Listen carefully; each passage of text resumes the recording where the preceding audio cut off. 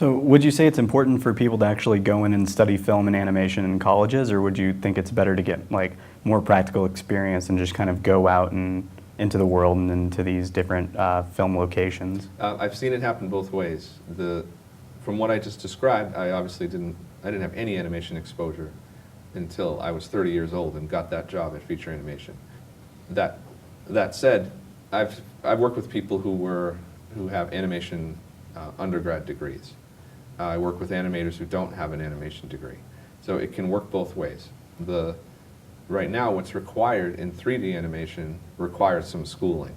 It's very hard to do that independently. It's not impossible. It just takes a certain amount of training, of software, of hardware, in order to be able to just, to animate and build a demo reel. And then from that demo reel, you want to send it around to studios and get a job, whether it be in gaming or in feature production or in television production. But you need that reel. You need to show that you've got the skills in 3D. And that's just the animation aspect of production. That's just the character acting. There are many other layers to it. I work with people who were history majors who are also fine art painters who work now in 3D animation. And they work completely electronically in helping to develop the lighting schemes and the color looks of characters and sets for all our shows. So people come from all walks of life, from varying degrees of expertise in the animation field. I would encourage any student who's interested in filmmaking, if they are in an undergrad program, to go out and pursue those classes, because there's just a good solid base that you get of whether it be technical know-how or historical know-how of functionally what has gone into movie making in the last now 125 years or however old it is. And for animation specifically, if you want to be an animator, I would highly encourage people to take classes. You don't necessarily need a college degree to become an animator, but you probably need classes if you've never animated before. If you can animate in 2D, then that means you probably could animate in 3D, but it is a different skill set that's required to produce the same type of art form. So there's crossover, and it's a roundabout way of saying I've seen people succeed with a 4-year animation degree, without a 4-year animation degree. I think it's a great head start if you're going to a university that offers a filmmaking program or an animation program, and you know that that's what you want to do.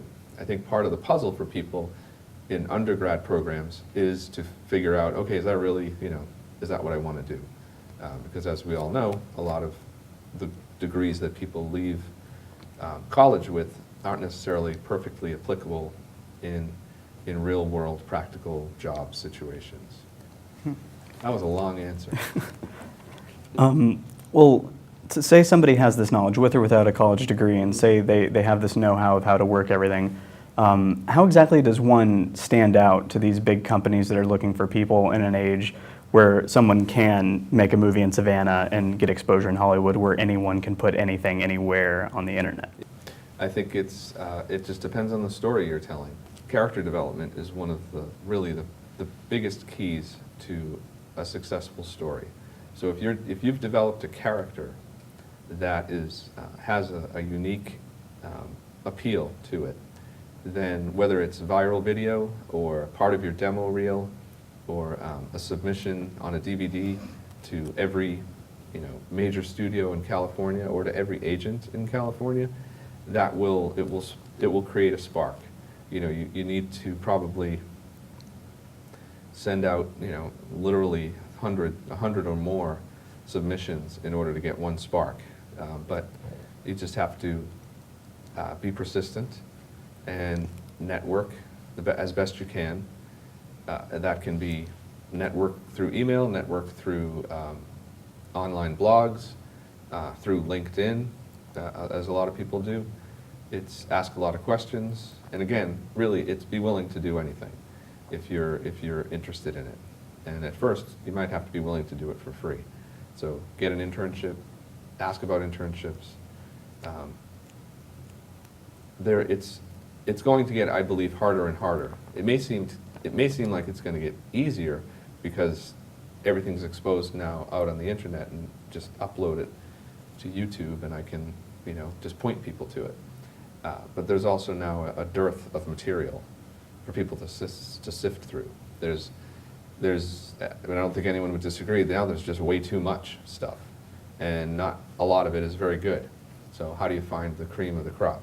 And that's the persistence on the part of the individual filmmaker or the artist who really is pushing to get their name out there. There are ways to start small, and as I said, the quality will come through, and then it's persistence, because it can take a while. Well, you've obviously had a lot of experience in this whole industry. Is there anything like that now that you would have told yourself back in the day before you started that you didn't know before? Mm-hmm. I've been talking heavily about networking, and when I was in graduate school, I didn't do enough of it. I wish I had done more. I wish I had gotten more real film shoot experience while I was in grad school.